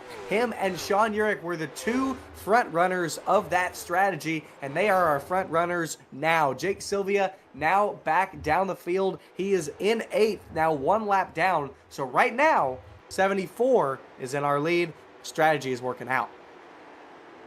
Now that being said, Sylvia not in position per se to battle for the race win in theory, unless he gets a caution here once he gets the lead lap back. He is close to doing that, mind you. That being said, I don't know if there's going to be enough time to gain 15, 14 seconds around the racetrack here. No, I don't think so, Justin. I think if you're not Jake Grout or Sean Urich, I think unless there's a caution, you have almost no chance of winning this. I think the only thing that could save some of these guys is a caution. Just received word that Jake Sylvia had nearly burned up and nearly popped both his right side tires. Essentially, he was about a couple laps away from a blown tire. That's the reason Sylvia said, I gotta come in. He had 30 more laps to gas if he wanted to keep going. Well, for second, here comes Grout. Well, that tells you now that we know that you couldn't go all the way on fuel. Tires would come in first. Grout now in that 49 on the bottom of Sean Urich, trying to take away this second position. Jake Grout wants to fight for the lead, but he's got to contend with Sean first. Sean takes it, crossover move, 97 on the bottom. Crossover back, Urich forces Grout to regroup. Grout looks for the run back for turn 3. Ascend back up to the inside. Urich with a bit of a squeeze back for the corner exit. Grout forces the 97 up a touch to the wall. Urich losing momentum. Grout seems quicker. Grout has an absolutely fast hot rod right there, ringing it around the bottom, but that 97 has huge momentum on the outside, able to keep it ahead, but Jake Grout, I think he has the faster car. 97 able to contend on the outside. Currently these drivers 1.5, 1.6 seconds back. Despite this battle, by the way, they are catching up to Weissman because Weissman stuck behind lap cars. Grout nearly hits contact. Grout forced to regroup off the apron, and now Grout forced to reset. Well, I can't believe he didn't spin right there after that contact. We got dust in front of him. Not sure who that was. Might have been an iRacing thing. No, it was Tyler Muller. Muller spun around in front of the leaders. It stays green. Now Muller. Urich forced to check up as lap traffic. Muller in the side, splashes into the wall, takes out Sean Urich. He's spinning, keeps it straight down the straightaway. Tyler Mueller smashes into the 97. Oh my goodness. And no caution. We stay green. Urich has a broken axle. The 97 has to pit. With about 41 laps to go, this takes him out of contention. Well, we saw as the 49 of Jake Grout and Sean Urich were battling, we saw some smoke from the one. Caution is out on the speedway for the first time since lap 7, Justin. Race controls confirmed. It's because of that contact. And this changes everything. That evaporates the lead for Weissman Grout was evaporating it by a tenth a lap before. Now it's gone. Wow, we'll see our replay here as to what happened. We'll see Muller just gets loose on that outside, slams it into the wall, and Sean Urich has no time to react. The one is right in the way, slams his right front tire into the number one, and absolutely destroys it. And now, to be expected, the one car just parked it. And so, that means 7 cars on the lead lap, 8 with Casey Beatty and Lucky Dog. Here's the look on board. Well, we're on board with that 97. Again, see that one gets loose, and the 97 has absolutely nowhere to go. The one comes back down the track, smashes into Urich.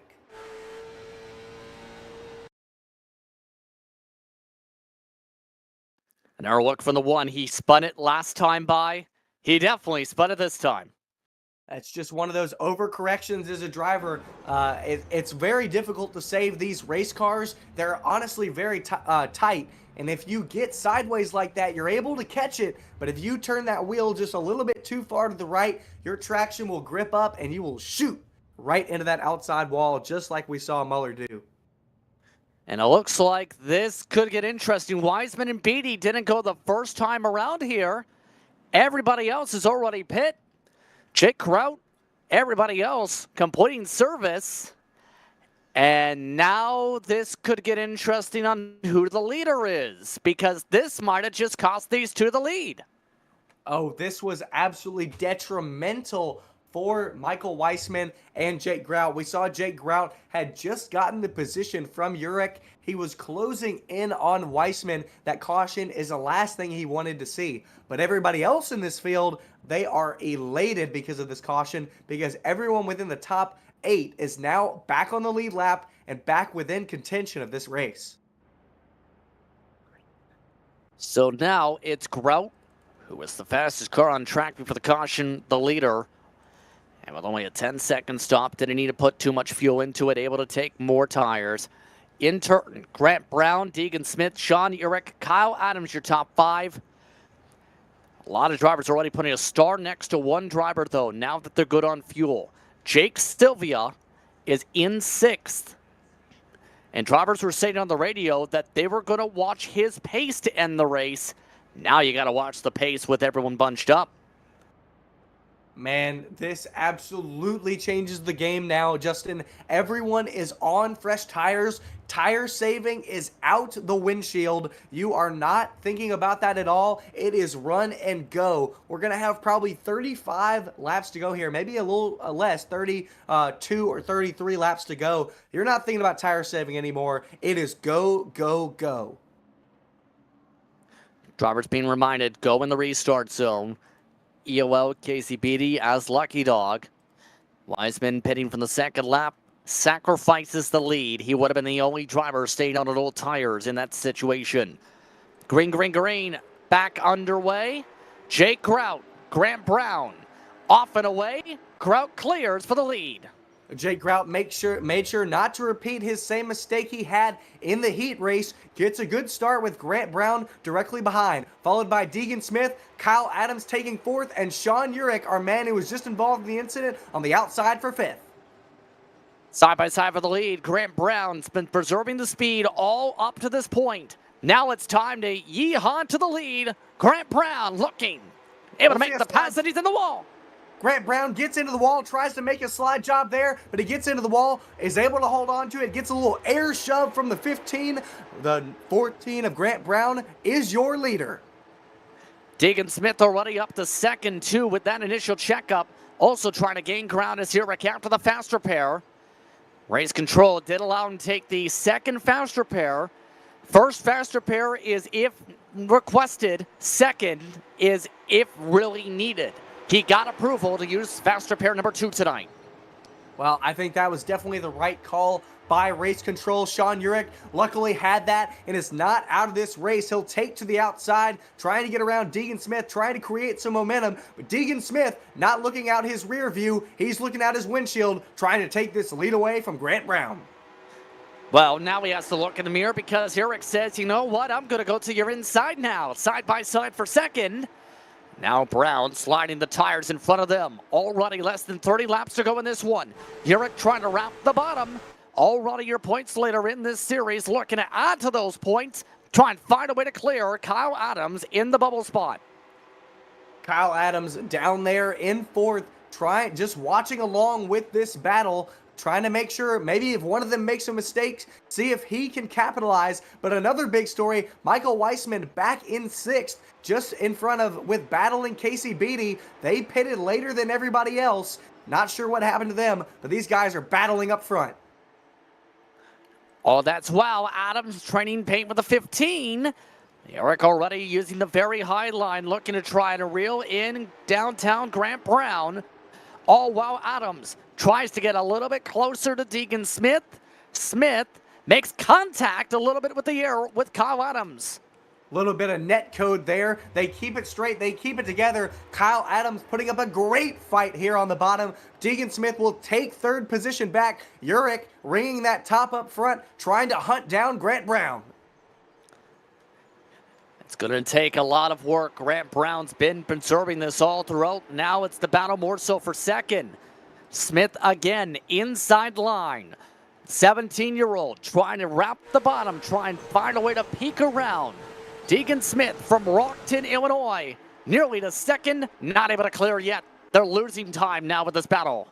We saw earlier that top was absolutely powerful with that momentum, but I think as this track is rubbered up, as we had our extremely long green flag run, I think we're seeing now a change, and that bottom is actually the stronger line. People being able to wrap it and keep grip all the way on it. So I think that bottom line is now stronger. The 97 trying to battle back, keep second on the outside of Deegan Smith.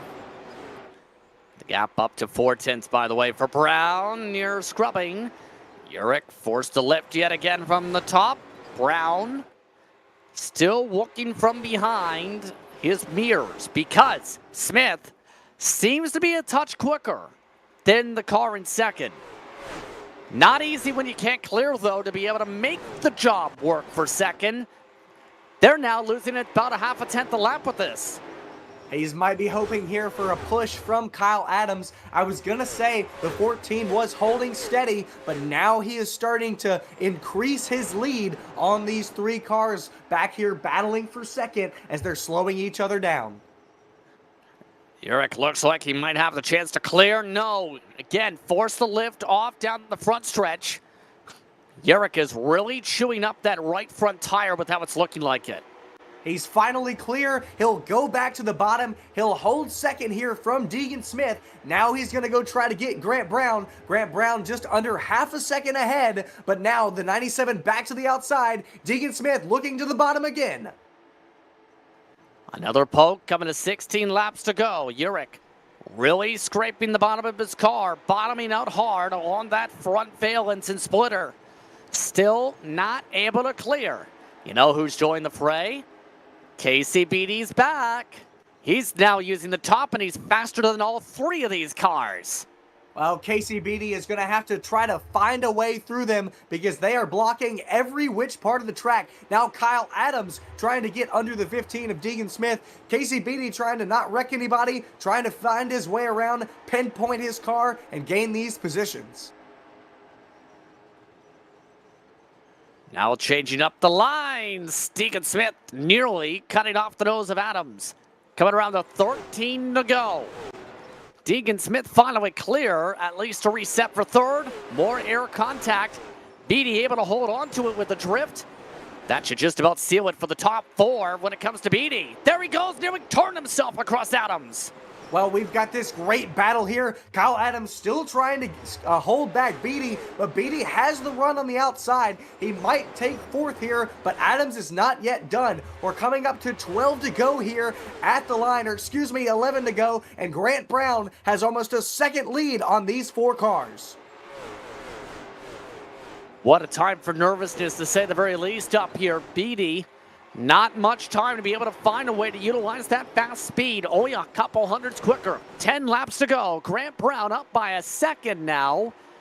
Beattie forced to try the bottom for third. Beatty had those fresh tires. He pitted back with Michael Weissman, started from this restart in 8th, now up to 3rd, charging on the inside. Does he have enough laps to get back to the back of Grant Brown? I'm not sure, but he is fast. But can he be fast enough? He needs to find a way to close up a lot in 8 laps. I don't think it's going to be possible from that far back. We've seen crazier things happen. Now he's forced to lift across the arrow. Urich making him a bit tight on top. I think if Urich wasn't in his way, it was possible, but we know that 97 of Sean Urich is going to give the fight of his life, and that is going to be the stop to the momentum that Casey Beatty has, as we're going to come up here to now 6 to go at the line. Grant Brown still with a 2nd lead on these two guys. Coming to 5 to go. Beatty looking for the inside. Looking to keep things squared away on points.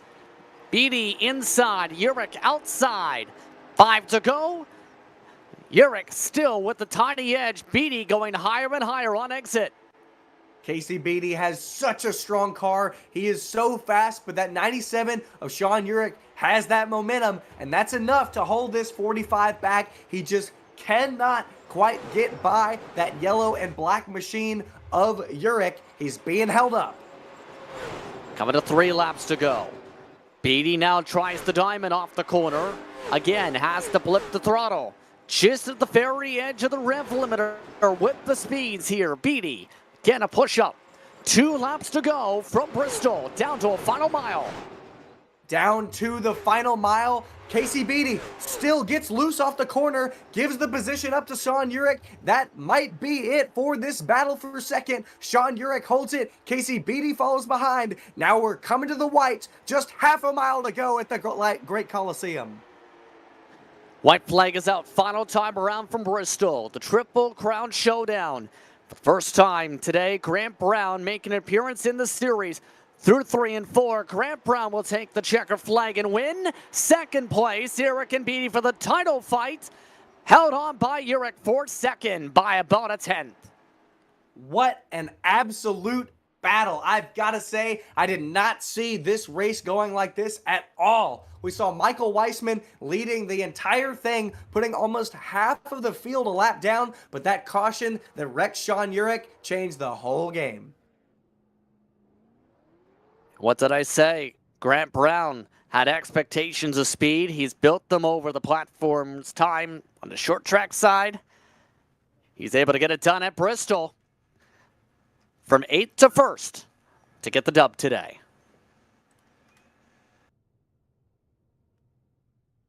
So as Grant Brown celebrates on the front straightaway, we'll take a quick step aside when we come back. Race results, post-race coverage. You're watching Podium for coverage of Misfit Touring Series Racing, the Triple Crown Showdown from Bristol.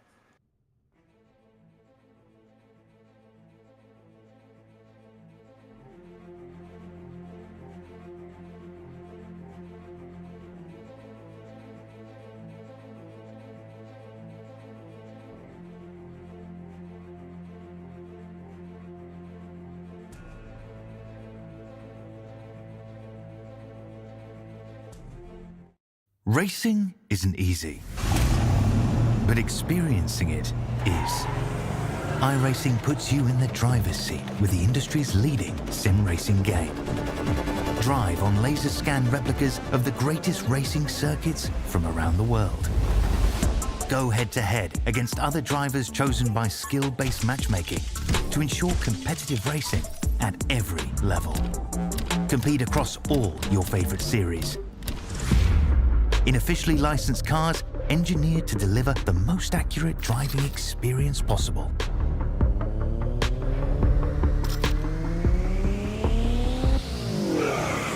Join a race or host your own with players from across the globe. Race against the computer or in a league with friends. Feel the thrill behind the wheel. Visit iRacing.com.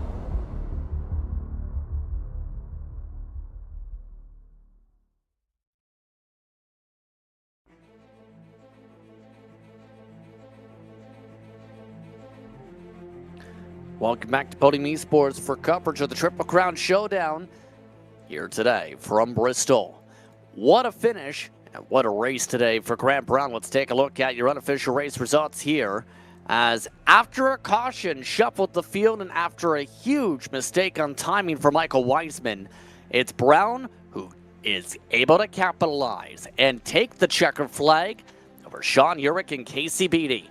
Your fourth place spot going to Deegan Smith, Jake Sylvia in the top 5. Adams, Michael Weisman absolutely dominated this race until the last caution because of the crash involving Urich in lap traffic. In turn, what could have been for a driver who looked fast all day. Jake Grout, he falls 3 seconds back in the end to 8th position. He was moving, and then he wasn't. Drivers laps down include Legat, Moore, and your DNF, Shell, Kogan, Calbro, Robinson, and Bush today. No start for Matt Urban. Let's look once again at your race results here today. And Scott, that was an interesting one to say the very least.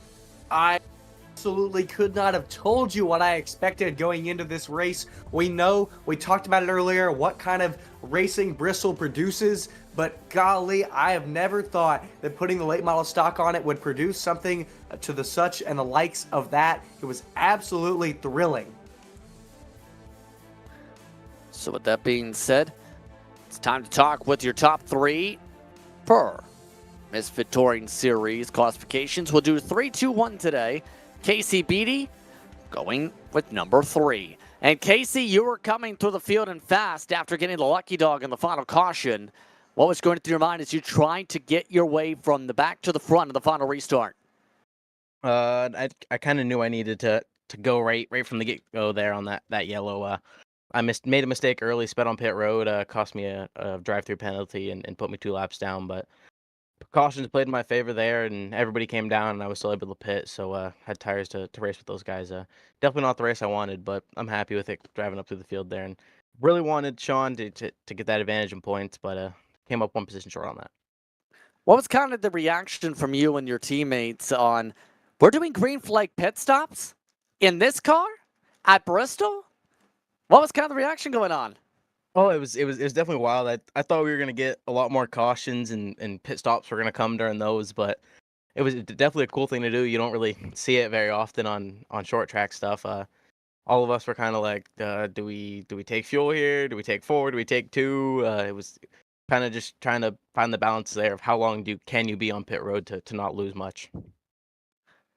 Next race, the Paperclip. Martinsville Speedway to close out the Triple Crown Showdown. Your thoughts on the Paperclip? Hate it. No, I know I didn't really like this place much in this car, but I definitely don't like that place. For some reason, shifting comes into play, and to be fast, you got to shift, and it's a love-hate relationship there. That being said, anyone we want to give a shout out to here today? Jake Art Racing, RKM shop, setup shop, Brian Kuhn, he built an awesome setup for us tonight. Congrats to Grant Brown, a teammate getting the win there. Jake Kraut fell off a little bit there at the end, but we were all kind of on the same strategy there. And shout out to them. Shout out to you guys for broadcasting this. Shout out to Kyle Adams and all the MRL crew for putting this on. RG Gosling, Creative Counters, VSS, Dance Express. That's about it. Well, thank you very much for the time, Casey. Congratulations on the top 3 tonight. Thank you. Casey Beattie getting a podium finish here today. Second place went to Sean Urich. He's with Scott.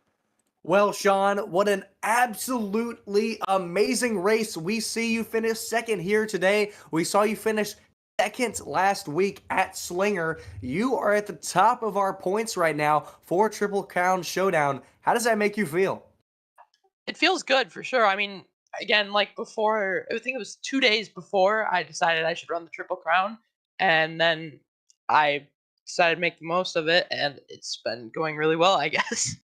Well, again, you had that second place finish last week. Coming into today, late model stocks at Bristol. What were you thinking? What were you thinking about tires, fuel? Where was your head at with strategy?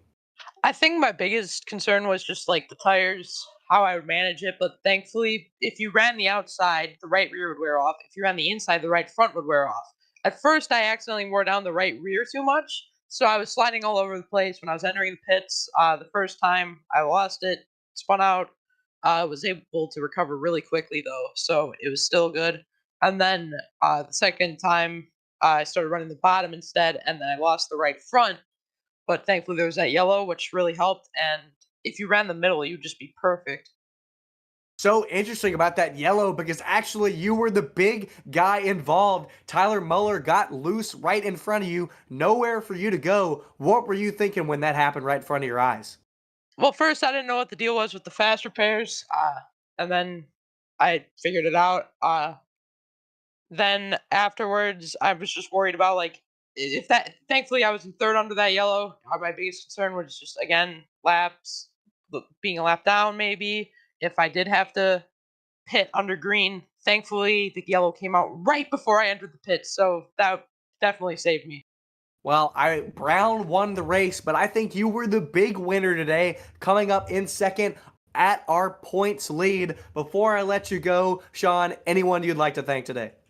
I'd like to thank Sunny Side Up Cafe, Jolly Good Soda, Victory Fuel, Accurate Stamp, School Service, uh, On Time Promotions, not on time again. Sign Design Co. Laser Images Racewear, RKM for providing the setup, and Jared Shell for all of the setup help throughout the day. So it's definitely a lot of people to thank, and I wouldn't be here in the points lead without them. Well, thank you, Sean. Everybody, that was Sean Urich, your current points leader in the Triple Crown Showdown. Up next, we're going to have your winner, Grant Brown, will be with Justin. Yes, indeed. Grant Brown able to come from 8th to 1st. How does it feel, first of all, to get the win today? Feels pretty good. I've been on a little bit of a hiatus from Misfit for a few weeks while we took care of some real life racing stuff, so it's good to be back like this. Well, first of all, apologies to those on the language just utilized right there. But second thing second, talk to us about what the response was after you seen the caution, then got the chance to regroup after everything reset the field, basically. It was great. I didn't expect Jake Grout to, I guess he kind of moved up and kind of went into save mode. We were sitting in the same channel, so I didn't really expect him to sit in the save mode. I was just kind of under the impression that it was time to go, and if it hit the fan, it hit the fan, and I guess my chance was gone, but I was going to try to get out while I could. So with that being said, as you just said, you came off the break. In turn, Martinsville's next on the schedule. How prepared are you in the Speed Ranch groupings for the paperclip to close out the Triple Crown Showdown? I think we'll be ready. Our partnership with our CAM setup shop has been great. It allows us eNASCAR and dirt guys to get a little more time to have some fun on the sim. So we've definitely been taking advantage of that in that sense. So I think we'll be pretty good. The RCAM cars have been really strong all season, so I expect that it'll be no different. Any shout you'd like to give here tonight? Sure. We'll give a shout out to Tanner Tomasi at Speed Ranch, Ryan Kuhn at RKM Setup Shop, Patriot Media and Marketing Services, Misfit Productions, Hotshot Photography, and DriverTees.com. Well, congratulations once again on the run. Thank you. I appreciate it. That's Grant Brown coming away with the victory here today. It's funny how you have two different groupings with the same setup, so to speak, in terms of the partnership. Technically, that means it'd be about a 1-3-5 for any setups built to the RKM and Speed Ranch branding. That being said here tonight, Scott, your final thoughts on Bristol? Man, again, like I said earlier, absolutely amazing race. I wouldn't have imagined something like this with the late model stock here, but man, I would love to see it again. Great pick by the guys at Misfit Touring, Misfit Productions, to choose a track like this with the car for the Triple Crown Showdown. I'm absolutely excited. I loved it, but you know what I'm even more excited for? Next week at Martinsville. Yeah, the paperclip's going to be a wild one to say the very least. 200 laps for the feature once again there. We'll see how those drivers fare out to close out the Triple Crown Showdown. The battle to determine who gets themselves that award and who gets themselves that championship. Starting 4 p.m. Eastern, live on Misfit YouTube here, as well as on Podium Esports. With that being said, just about all set to close things out here from Bristol, Tennessee, before we head to Virginia. I'd like to thank everyone for tuning in for today's action once again. Once again, thank you once more to everyone a part of the team today, whether it's Christian Hill as our producer, co-announcer once again for today's action in the booth, Scott Shive. I'm Justin Prince saying so long. Enjoy the rest of your day or evening. We'll see you next time when we go to Martinsville. But until then, race clean, race hard, and we'll see you from the Paperclip.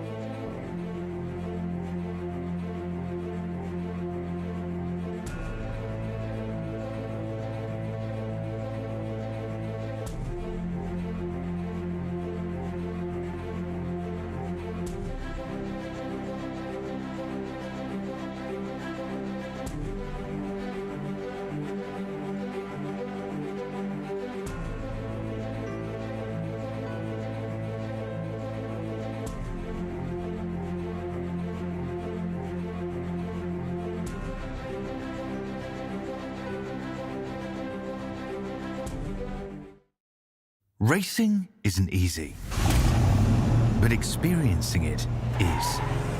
iRacing puts you in the driver's seat with the industry's leading sim racing game. Drive on laser scan replicas of the greatest racing circuits from around the world. Go head-to-head against other drivers chosen by skill-based matchmaking to ensure competitive racing at every level. Compete across all your favorite series. In officially licensed cars, engineered to deliver the most accurate driving experience possible.